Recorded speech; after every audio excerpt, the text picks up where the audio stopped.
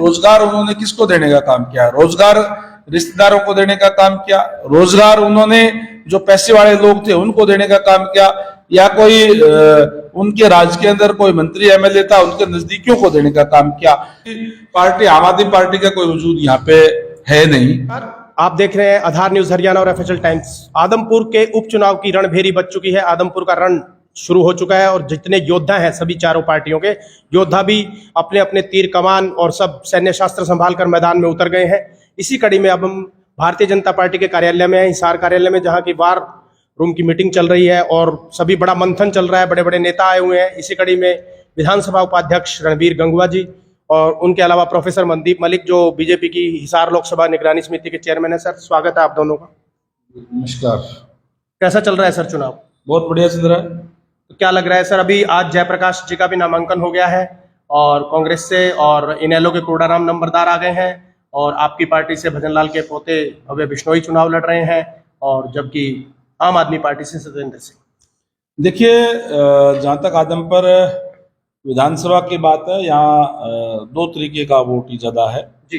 एक तो क्योंकि चौधरी भजनलाल के परिवार ने हमेशा यहाँ से चुनाव जीता है जब से हरियाणा प्रदेश बना है जी, और दूसरा जो वोट है वो भारतीय जनता पार्टी का है जी। पिछले चुनाव के अंदर भी लगभग 64,000 वोट कुलदीप बिश्नोई जी को आया था, उन्होंने चुनाव जीता था। और सेकंड भारतीय जनता पार्टी की कैंडिडेट सोनाली फोगाट जी रही थी, इसके लगभग 33-34,000 वोट आए थे। दोनों को मिलाकर के लगभग 98,000 वोट आए।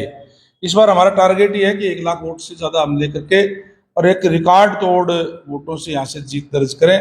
निश्चित रूप से जो आज जो कैंडिडेट हैं जी चुनाव मैदान के अंदर जी जी, वो भी जो है, अगर आप देखें तो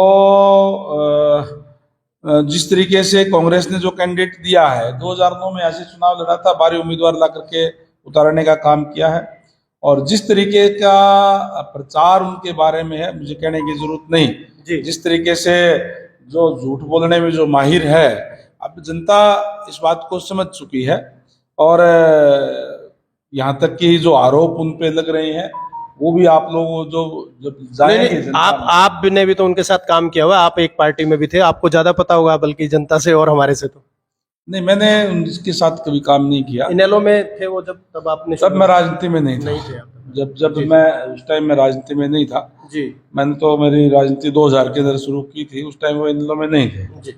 जैसा जी जो, लेकिन जिस तरीके से जो लोगों को बरगलाने का काम जो करते हैं, वो जिस तरह कहते हैं काट की हंडी बार बार नहीं चढ़ती, इसलिए वो हिसार छोड़ के चले गए थे। अब फिर से हिसार के अंदर आए हैं, लोग उनको पहले जानते हैं, तो एक तरीके से उनको नकारने का काम किया। वो कहीं कोई दौड़ में नहीं है और कोई पार्टी सामने है नहीं। जैसे मैंने पहले कहा कि आज दोनों वोट जब इकट्ठे हो गए हैं तो निश्चित तौर पर ये चुनाव एक तरफा चुनाव है। इस चुनाव के अंदर 2 वर्तमान मुख्यमंत्री अरविंद केजरीवाल दिल्ली के मुख्यमंत्री, उनके उम्मीदवार हैं सत्येंद्र सिंह। दूसरे अन्य मुख्यमंत्री हैं मनोहर लाल खट्टर जो कि हरियाणा के मुख्यमंत्री हैं, उनके उम्मीदवार है भव्य बिश्नोई। तीसरे उम्मीदवार है जयप्रकाश, उनके उम्मीदवार हैं अपना जयप्रकाश, ठीक है जी। उसके अलावा चौथे उम्मीदवार जो हैं वो भी पूर्व मुख्यमंत्री ओम प्रकाश चौटाला के उम्मीदवार हैं कोडाराम नंबरदार।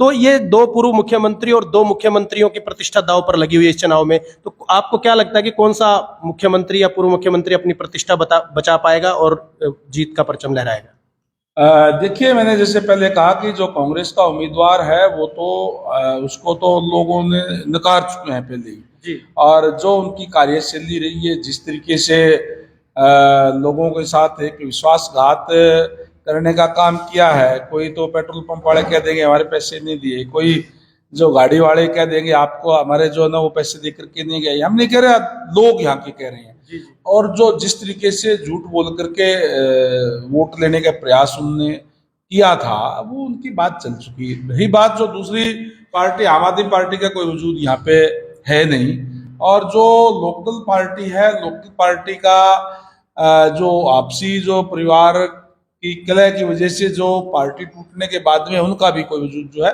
वो नहीं है। इसलिए मैंने जैसे पहले कहा, यहाँ वोट ही केवल भारतीय जनता पार्टी का और चौधरी भजनलाल के परिवार का इस चुनाव क्षेत्र के अंदर है, लेकिन इकट्ठा हो गया। लेकिन विपक्षी कह रहे हैं कि 2 तरह का वोट है, एक भजनलाल के पक्ष का और एक विपक्ष का। जेपी ये दावा कर रहे हैं कि भजनलाल के विपक्ष का जो वोट है सारा मेरे पास है, सत्येंद्र सिंह भी कह रहे हैं कि हमारे पास है, और इनेलो कह रही कि हम किसान हितैषी पार्टी हैं। भारतीय जनता पार्टी ने 3 काले कानून लाए और उस प्रकार से किसानों का बहुत 750 किसानों की हत्या कर दी और बलिदान हुए किसान। तो सारा एंटी वोट बीजेपी का हमारे पास है और भजनलाल परिवार का एंटी वोट भी हमारे पास है, हम जीतेंगे चुनाव।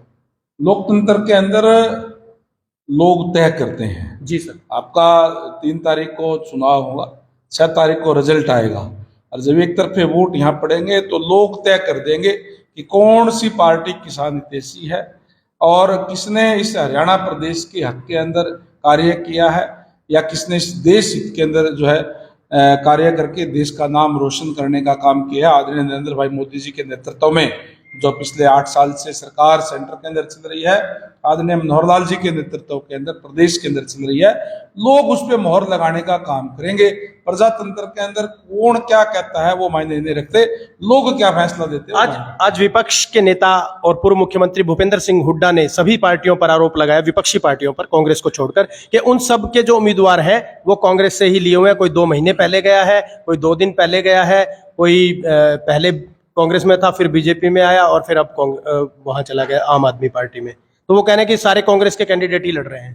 देखिए, प्रजातंत्र है और प्रजातंत्र के अंदर जैसे मैंने पहले कहा कि लोग तय करते हैं। हुड्डा साहब का राज भी 10 साल तक हरियाणा प्रदेश की जनता ने देखा है और लगातार 8 साल से माननीय मुख्यमंत्री मनोहर लाल जी के नेतृत्व में सरकार चल रही है।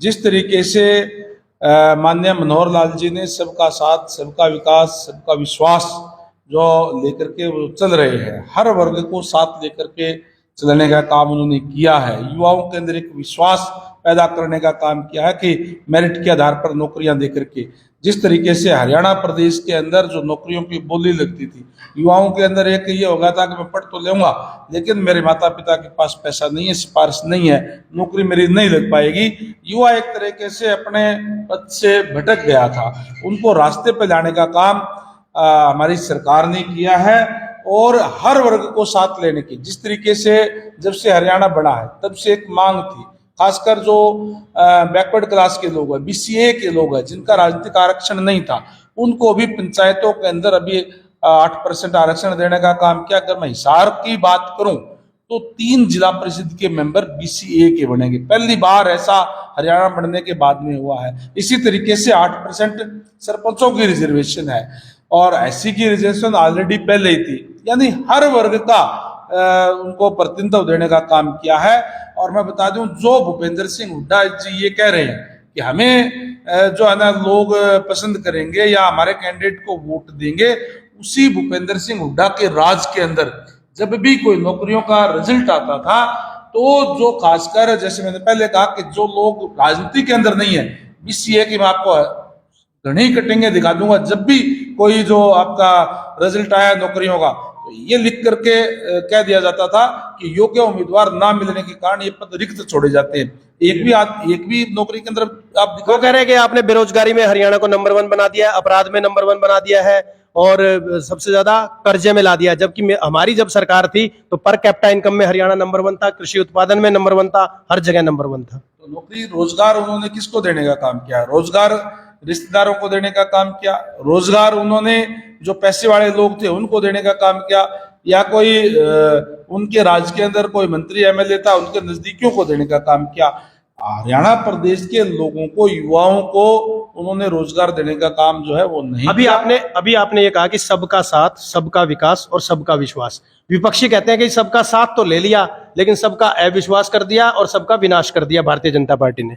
ये तय, जैसे मैंने पहले कहा, प्रजातंत्र के अंदर लोग तय करते हैं। आपके पास रिजल्ट आएगा, अपने आप आपको सामने जो है वो आ जाएगा। आज जैसे मैंने पहले कहा कि आदमपुर के अंदर चुनाव एक तरफा होने जा रहा है। रिकॉर्ड मतों से भव्य बिश्नोई जो चौधरी भजनलाल जी के पौत्र हैं और जो युवा है, शिक्षित है, और निश्चित तौर पर वो भारी मतों से ये चुनाव जीतने जा रहे हैं। Thank you sir. धन्यवाद।